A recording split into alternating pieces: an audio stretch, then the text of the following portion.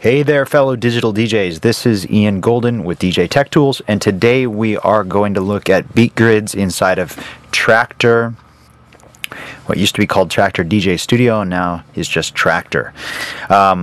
Basically, when Traktor analyzes a song, it creates this overview of sort of hash marks, as they're called, which indicates the peak of a waveform where there most likely is a beat. Traktor uses these marks to figure out A, what the BPM of the song is, and B, to help you automatically drop synchronized loops in time. However, in breakdowns and in songs with more difficult rhythmic material, you're going to need to drop a beat marker and perfect a beat grid to really define the exact BPM of the song and make sure all your loops are perfect every time. In order to quickly do this, I've created a set of hotkeys for you that will get us through the process more efficiently.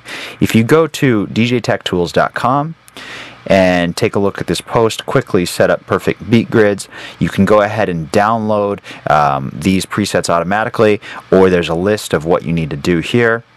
And then if you go back into Traktor, go up to the settings window, into the hotkey and MIDI setup, hotkey setup, you can load my list here, or go ahead and just include or implement these into your own list so you don't lose your previous settings. Once it's all set up, we can go ahead and take a peek at how this works. Now, the hotkeys are set up across the top of the keyboard, so you can use two hands. On the left side, we've got drop a cue, drop a beat marker, unlock or lock a beat marker, and then while we're dropping those, over here we've got move the grid right, move the grid left, pause, and play. So, here's how that works. First, we need to set a beat marker. I like to do this on a snare because then it has the best chance of lining up with other songs.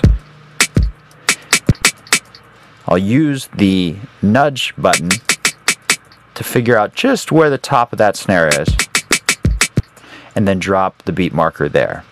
You'll notice that now all these lines have shifted. If I unlock the beat marker, the hash marks are on the peaks. With the beat marker, the grid has now changed. It's now been created based on the start point of here, and it's laid across the whole song based on the tempo that it thinks the track is. So in order to perfect this grid, we need to adjust the tempo.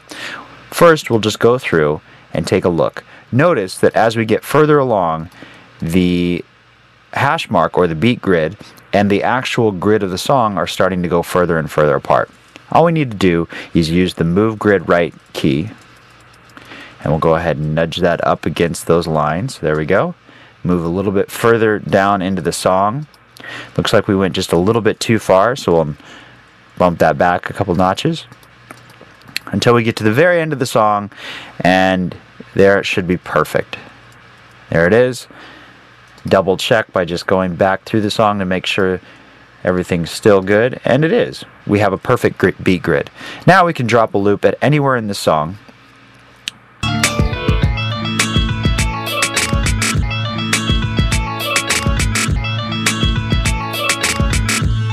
And it'll be perfectly in time. Next, we want to drop some cue markers. A beat marker is a great way to keep your track in time, but we want to visually see what's happening in the song without hearing it first. For this, I use cue points. Let's drop a cue point on the first beat. Again, I want to make sure that if I play this, it's right on the top of that rhythm. So I'm going to use the 3 button to lock that and move on to the next one. I actually want to change that though. I don't want a regular cue marker, which is indicated by the blue.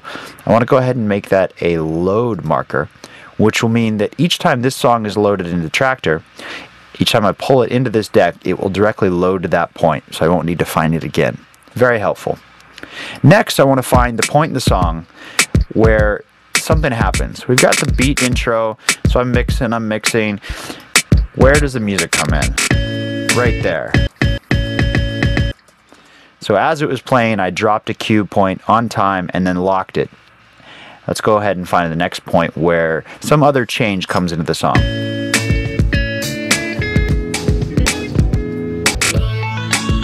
There it is.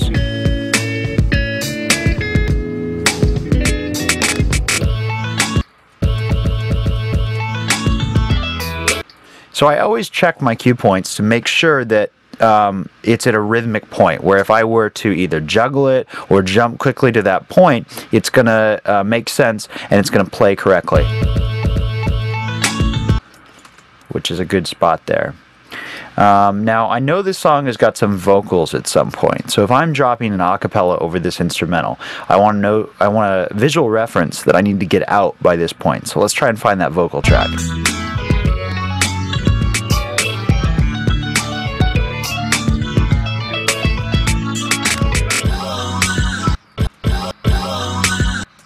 Okay, so there it is. That is...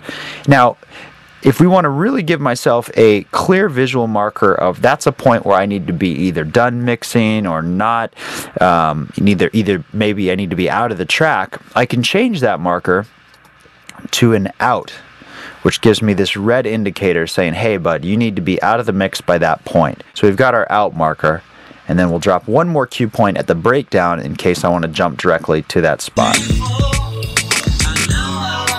Oh, missed it there. So if you play it from a few counts before the breakdown, you can time it and just drop the cue right on the one.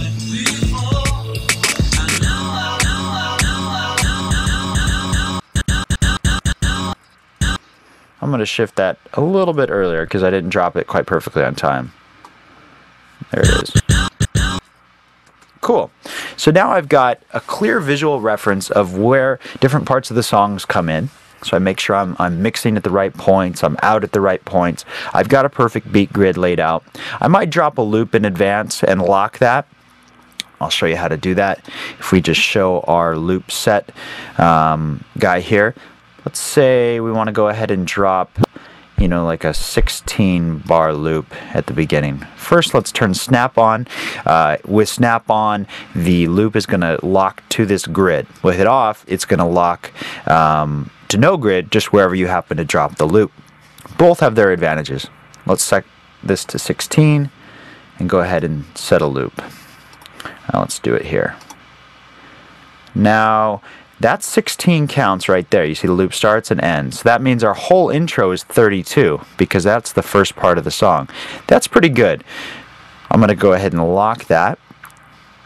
Now, I'm going to go to my current playlist, sort the song. Here's the song I'm currently playing. And to keep all this information inside of the MP3 so it never gets lost no matter what happens, I'm going to go ahead and right click and write file tags. Usually I do this at the end of a session. I'll see clearly I've played these 5 songs. I know that I've prepared those 5 songs, so I'll select all of them, right click, and write file tags. Then I make sure that all this work that I've done doesn't get lost in the future. And each time I load these tracks up, they'll be ready to rock and roll, and I won't have to think about it at all. Check back regular at djtechtools.com because we've just got a new forum, and the forum is going really, really well. There's lots of different discussions, lots of people starting all kinds of great threads. And of course, the blog itself is always there, where each week on Monday, Wednesday, and Friday, I post a new article about different aspects of digital DJing.